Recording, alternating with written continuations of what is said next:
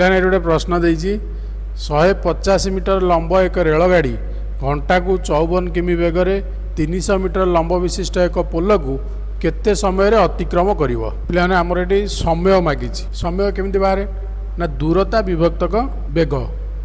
तो ये आम जाना दूरता केते हम कहीं गोटे देछि 150 आ गोटे देछि 300 तो कौ दूरता ये नवा। एबे देख ट्रेनटा ब्रिज आरंभ ठिया होइछि न कि ऊपर देखुछ ना इंजिन ऊपर डिस्टेंस देखुछ देख 0 मीटर। हाँ बर्तमान 0 रु आरंभ है ट्रेन चलला बर्तमान ये देख ये जाऊँगी। हाँ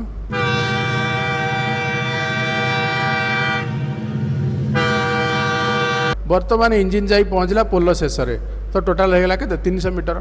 तो आमर देइछि पोलर दैर्घ्य देइछि 300 मीटर ये ठीक अच्छे कि बर्तमान ट्रेनटा पोल क्रॉस करछि कि करनी। तो पोल क्रॉस करिया गले कौन हम ना पोलर बाहर को जावाक पड़े ट्रेन को। एबे देखिबा कौन होउछि।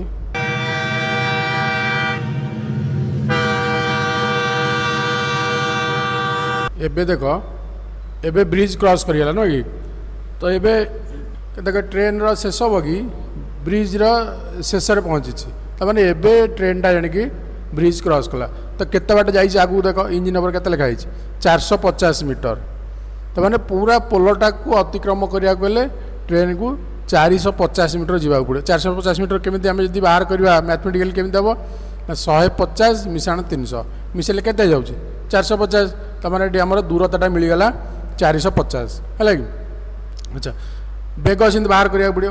बेग देछि केते 54 किलोमीटर प्रति घंटा ताको आमे सेकेंड रे परिणत करबा। सेकेंड रे परिणत करिया गले कोन करबा ना 54 गुणन 5 विभक्त को 18 5 तो 18 कले 18 को 54 रे कटा 3 5 को 3 बोले 15 तो माने 15 मीटर प्रति सेकेंड आमर दूरता मिल गला। आ बेग मध्य मिल गला। दूरता मिलला 450 बेग मिलला 15 मीटर प्रति सेकेंड 450 हरण 15 समान हो के 30 सेकेंड। उत्तर हो ऑप्शन बी 30 सेकेंड बुझला।